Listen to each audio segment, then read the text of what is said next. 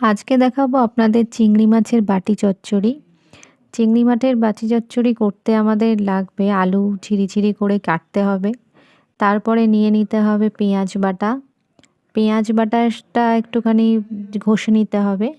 আর লাগবে আমাদের চিংড়ি মাছ, এখানে আমি 200 মতো চিংড়ি মাছ নিয়েছি। আর লাগবে সর্ষে বাটা।